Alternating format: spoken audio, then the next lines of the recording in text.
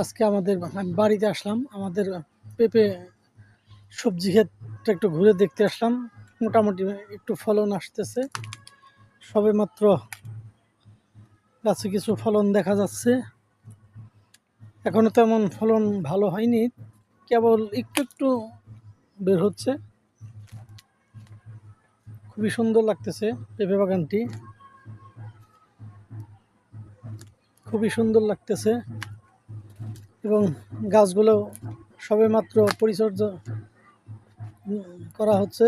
আর এর মাঝে পেঁপের কিছু ফলন দেখা যাচ্ছে।